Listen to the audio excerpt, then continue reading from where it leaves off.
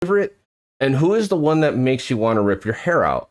Parents say they don't have a favorite, but we all know it is not true. That's why we have one. Let's see. My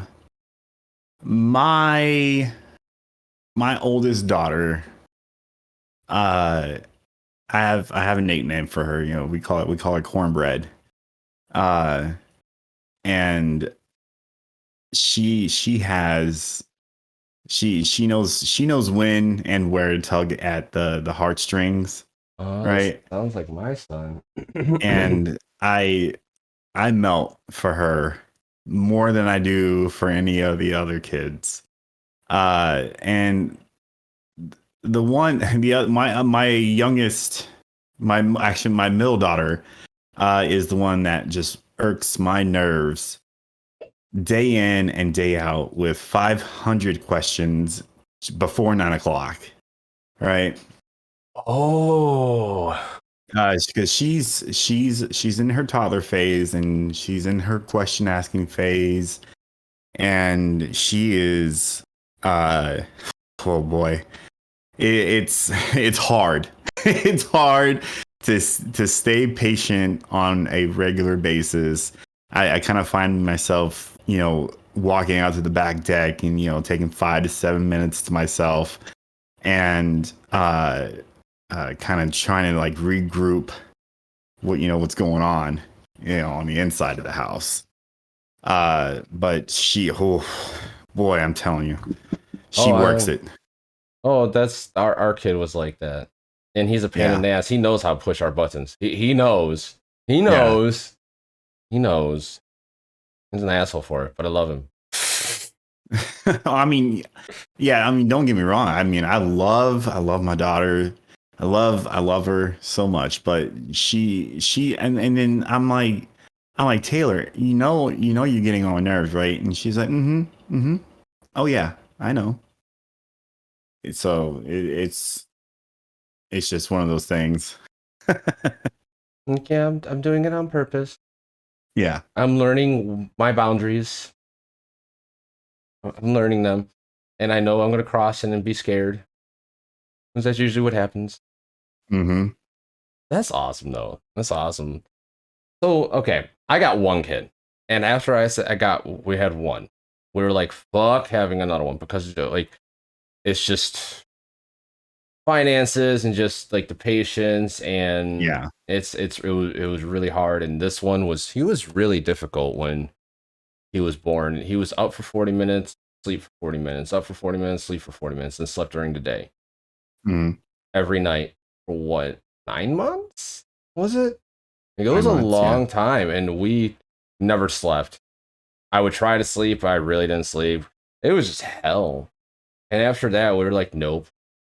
Like, nope. Yeah. And I come with the with the kids, with having such a big family, routine is paramount, right? Mm-hmm. And you know, my wife and I, we're not sticklers about routine, but there are some things that we have to implement in order to keep our own sanity, for one. Two, you know, building that constant, you know, that constant tasking, that constant structure, chore, that constant structure, the foundation.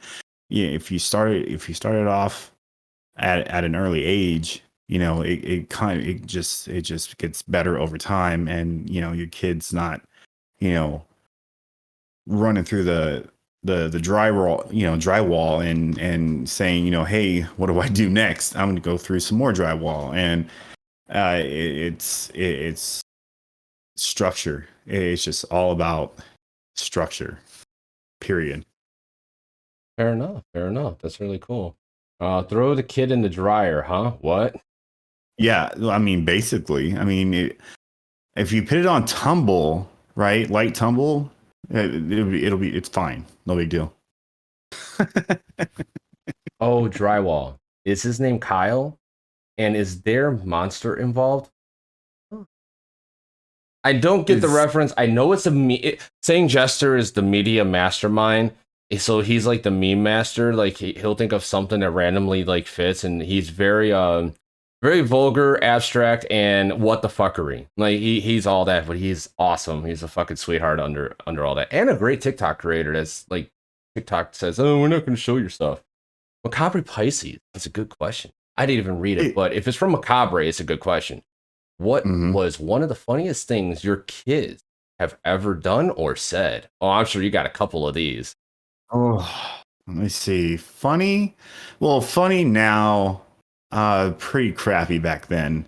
My second oldest son used to like taking paper and turning it into confetti.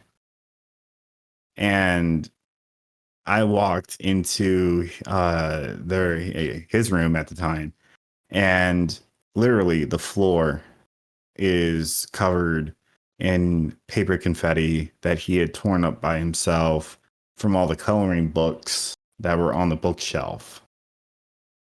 Yikes.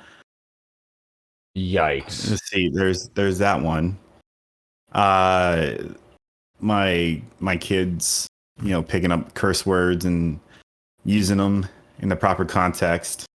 Those are always great. Those are always great. I always believed if it's at home, who cares? But when you're out with public, then there's a problem. Like, don't do it in public. Well, I mean, because that goes back to what I talk about with other parents is that your job as a parent is to train your child to be socially accepted, right? And if your child's not socially accepted because they're cursing and they're carrying on and they're running through the store and they're screaming and they're yelling and they're carrying on, you're a bad parent because you're not socially conditioning your children. I get it. I get a lot of flack for it.